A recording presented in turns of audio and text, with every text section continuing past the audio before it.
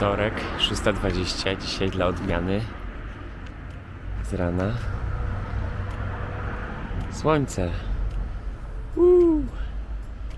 Celebracja. Nie wiem, o czym będzie dzisiejszy odcinek, ale być może uda nam się coś nowego wam pokazać. Zobaczymy, jak się rozwinie. W każdym razie, standardowo zapraszam. Ciekawe, czy dzisiaj wyjadą, bo dwa ostatnie wyzwania chyba nikt nie wyjechał. Przynajmniej nic nie zauważyłem.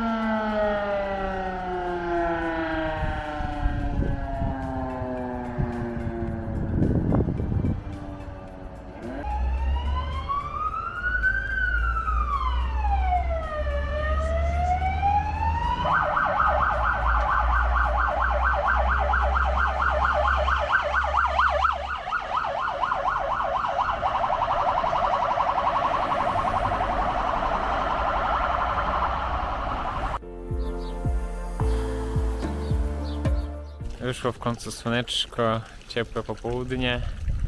Już niby jesień, ale no, kalendarz pokazuje sierpień, więc powinno być trochę cieplej ogólnie. No i dzisiaj zrobimy coś relaksującego. Mianowicie przyjechała do nas Gosia, którą tutaj widzicie.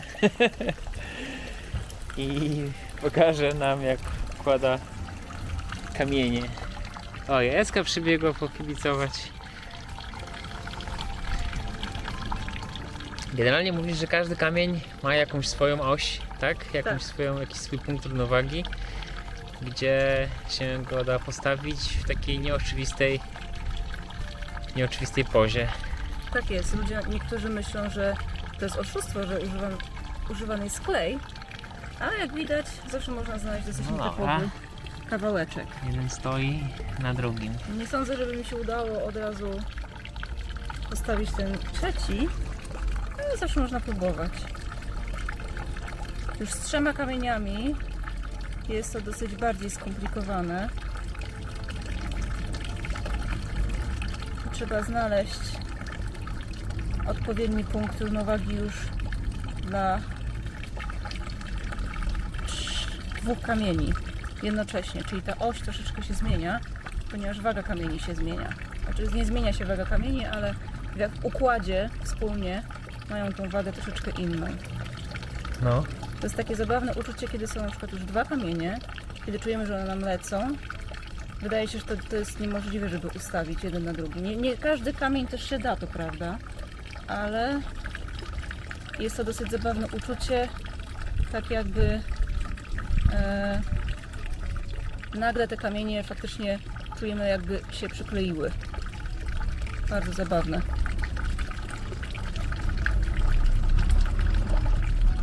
To są naprawdę mikroruchy i nie jest to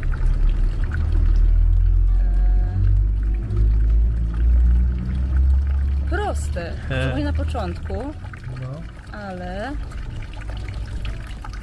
Spoko, jak będzie długie ujęcie, to przyspieszymy. czasami to trwa 3 minuty ustawienie takich kamieni, czasami trwa 20 minut. Trzeba uzbroić się w cierpliwość. Jest to faktycznie troszeczkę medytacyjne, ponieważ nie ukrywajmy, kładzenie kamieni jednych na drugich nie jest to rzecz bardzo przydatna społecznie. Chyba że jest to faktycznie ma służyć relaksacji. No, już prawie miałam, ale spanikowałam. Ręce mi spanikowały.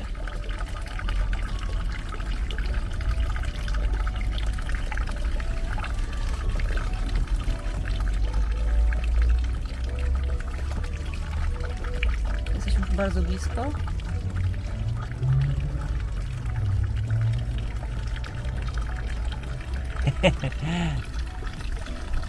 Teraz wiatr zawieje, coś tąpnie i od razu zostaną wytrącone z równowagi. Dobra, mamy to.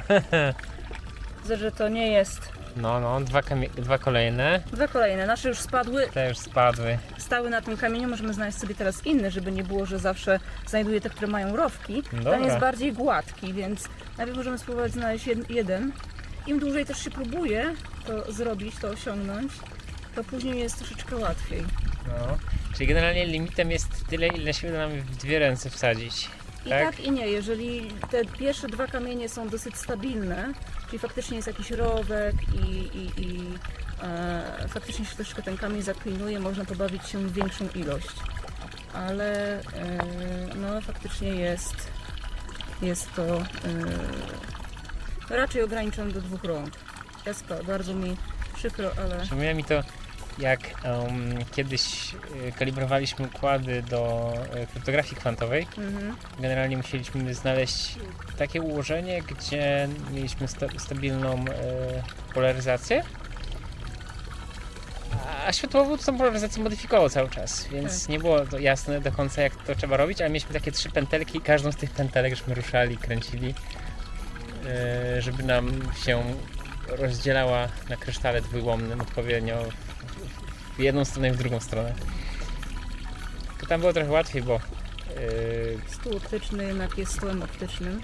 no to jedno, ale też każdy z tych 3 pętelek była niezależna od tej wcześniejszej, więc jakby się tak jakbyś układała 3 kamienie osobno i później miała ułożenie, a teraz musisz układać je jednocześnie.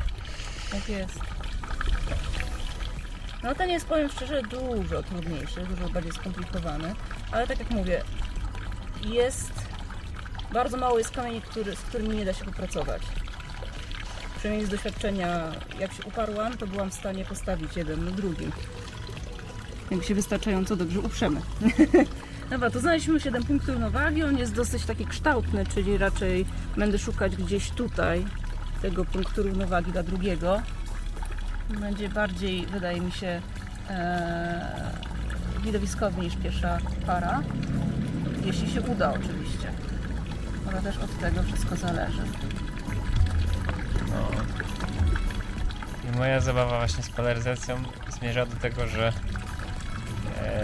namówiłem kolegę z Hackerspace Wrocław, żeby przygotował urządzenie, które będzie ruszało tymi pętelkami, aż w końcu znajdzie maksimum, aż znajdzie pożądaną polaryzację, więc podejrzewam, że tutaj też nie wytrzymał i pewnie od pierwszego momentu zastanawiałbym się nad urządzeniem, które by balansowało te kamienie. A jest to, że już widziałam wielokrotnie. Jeżeli jesteśmy w stanie utrzymać na przykład piłeczkę tenisową, Uwaga, nie wytracicie mnie. No, mi się jeszcze, pamiętam z moich wojaży optycznych na naszych studiach, to jeszcze pamiętam, jak układałam prosty interferometr i opiekun laboratorium był w szoku, że po prostu go ustawiłam i był dobry. no, Za pierwszym razem. no. Ja też byłam zdziwiona, oczywiście robiłam dobrą minę do złej gry. Oczywiście udawałam, że oczywiście, że umiem ustawiać interferometry na oko natychmiast skalibrowane. No, ale oczywiście to było dużo szczęścia. No. A to są najlepsze właśnie momenty, kiedy to szczęście się pojawia. Powiem szczerze, że z tym mam większy kłopot. A później idziesz do domu, wracasz, temperatura skoczyła z 10 stopni na 30 i już się wszystko rozlazło. Dokładnie tak. Metal Dokładnie tak. rozszerzyło 2 mm już to Dokładnie zamiatało. tak. No to powiem szczerze, kamienie są zdecydowanie mniej trwałe niż układy optyczne. Kamienie mniej trwałe? No tak, bo za dużo jest zewnętrznych rzeczy tak naprawdę. Mimo wszystko w układzie optycznym, jak masz to środowisko zamknięte, nic nie wieje, nic nie przesuwa się. Na przykład te kamienie, które z jednej strony są trochę mokre, bo trochę padało ostatnio, to też jak wyschną, to oczywiście wszystko się zmieni. Tak, Esiu, świetny pomysł. Fantastycznie. Bardzo mi pomagasz. A teraz powinno się samo ustawić, kiedy Eska tutaj jest. To by było idealnie. Ok, myślę, że już troszeczkę czuję je. Są, tak jak wspomniałam, zdecydowanie trudniejsze niż tamte poprzednie. Dwa. Jest takie śmieszne uczucie, jak one uzyskują jakąkolwiek równowagę, tak jakby się zlepiały ze sobą. To jest faktycznie takie bardzo zabawne uczucie. Tak jakby ktoś nagle nitkę przewlókł przez sam środek.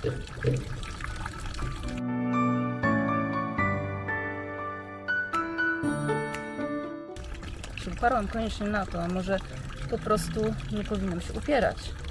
przy jednym. Może. Faktycznie. Oj, Esiu. Bardzo mi przykro, ale jest ode mnie sporo. Jeszcze zostaw kamyki. Sporo wrażeń.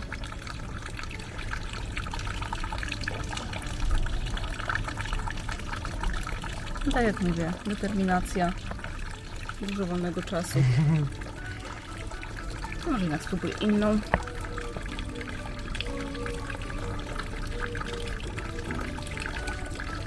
Dobrze. Zacznijmy od początku. Tak jest.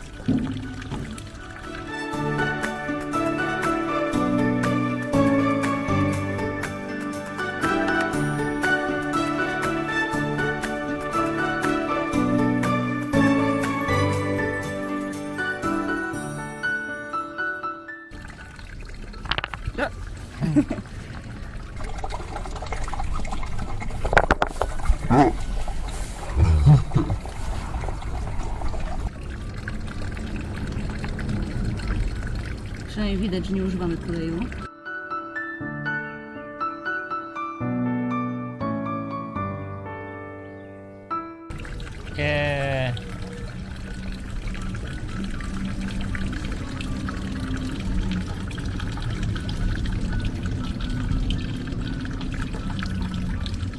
Trzecia piramidka w innym miejscu tym razem.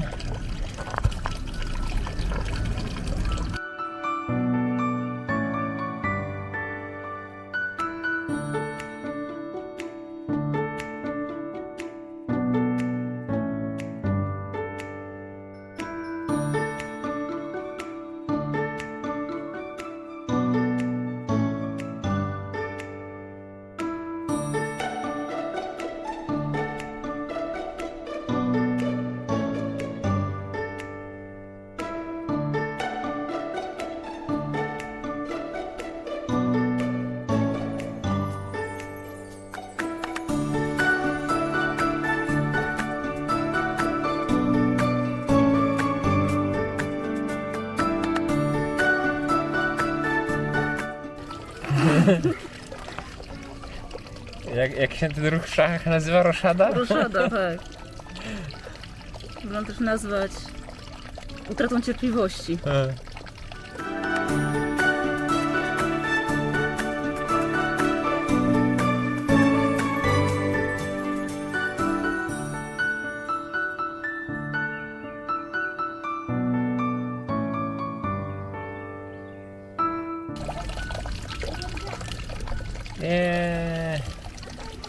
Aż się spociłam. Wspaniale. I jeszcze jedna konstrukcja na oczku wodnym. Ja tak się zastanawiam. Ostatnim razem jak Gosia u nas była, to wszyscy pochorowaliśmy się na grypę jelitową. Teraz Gosia powie, że kazaliśmy jej kamienie układać w ogrodzie. Czy nie przyjedzie do nas. Jest za dużo cierpienia. Jeśli ktoś chciałby spróbować układać kamienie w ogrodzie, jest to dla wszystkich. Tylko trzeba wykazać się dużą dozą cierpliwości, determinacji i być odpornym na upadki, bo no faktycznie nie każdy kamień jest prosty do postawienia. Niektóre były prostsze, niektóre były trudniejsze. Tu na przykład udało się te dwa trudniejsze postawić jeden na drugim, ale znaleźliśmy inne miejsce, więc to wszystko zależy tak naprawdę od układu. I od ilości zbędnego czasu, który możemy przepalić. Teoretycznie tak, ale Nie no, w sumie to szybko poszło. Nie ukrywajmy, każdemu z nas się zdarza Przepalać. prokrastynować, oczywiście, stracić ten swój czas. Czasami można zrobić coś takiego. A daje to dużo satysfakcji, jak się uda faktycznie. Dobra, ja tutaj najpierw powiedziałem, że będziemy się relaksować dzisiaj, a ja to raczej czuję ulgę, że już skończyliśmy. Dobra, to na dzisiaj będzie chyba na tyle. Mam nadzieję, że Wam się podobało układanie naszych kamieni. I zapraszam na kolejne odcinki. Także dzięki, hej.